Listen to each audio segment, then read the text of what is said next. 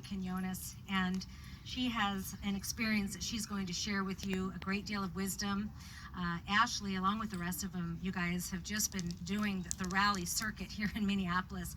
They're going to 2, 3, 4 rallies a day. They're tired, yet they continue to serve us in getting this information out. So Ashley, please come forward. Thank you, dear.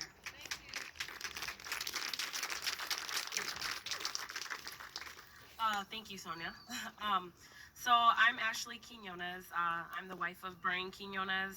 He was murdered by the police in Richfield, Minnesota, by 2 officers from Edina, 3 from Richfield on September 7th, 2019. So it's been a short but long 9 months for me. He left behind our only son, who is 13 years old as well. We still live in the community that murdered him. So I think it's important that the families get in front of this and explain what actually happens to the families, especially if they're amongst you in your communities, and how you can get involved on your behalf of being our neighbors. Because my son's 13, he goes to school. They have SROs at school. So he has the chance to face any 3 of the exact people that murdered his father every single day that he attends that school.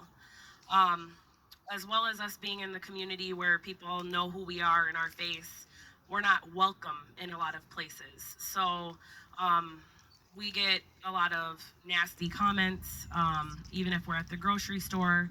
My son is mixed. His father was full Puerto Rican.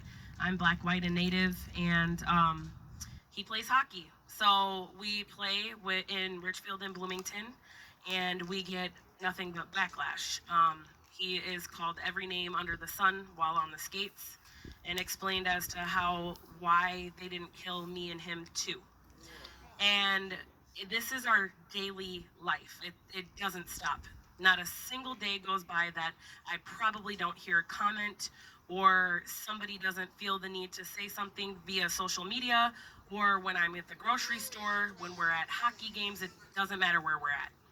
So it's important that you guys are aware of what's going on in your community, and that you guys take charge in your community to protect your community and to love your neighbor, because I feel like for some reason America lost sight of that quite some time ago. And even just walking by and speaking is hard enough for people just to have humanity in this world. I don't know how America got to this point.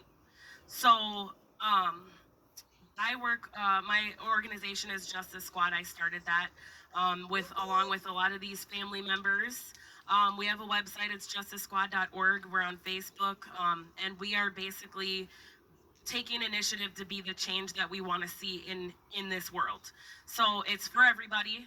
It's basically combating all injustices and all systems of oppression, and being vocal, using your body, using your words to get the message out, and to be the change that we all need to see in this country from here on out.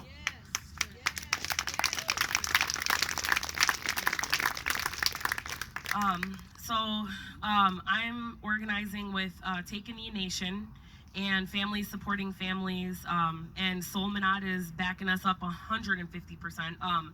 We're bringing all family members that lost loved ones by the hands of the police to Minnesota for the National March, which we handed the flyers out for. We have about 350 families that have lost loved ones by the hands of the police in this country on a waiting list to come to Minnesota for this event.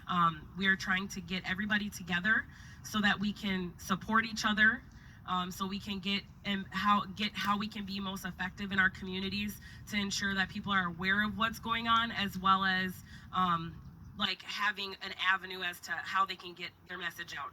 These stories are coming forward by the hundreds. The number that you see is a complete lie.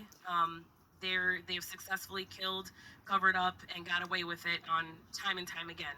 So we are looking for support on this event. We want people. Minnesota has now been put on the map. This is called Ground Zero. If everybody doesn't know, everyone's calling this Ground Zero.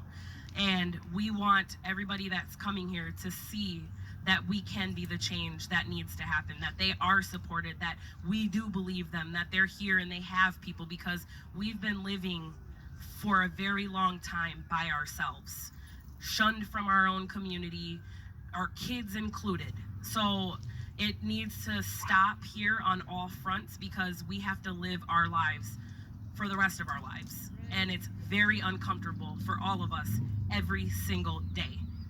That's unacceptable to me anymore. So I'm standing up, I'm putting my life behind it. This is what I need to do. I'm gonna be exactly who I wanna see out here in these streets from now on. And I'm open arms for everybody who's with the movement for injustices to cease. So thank you. Woo!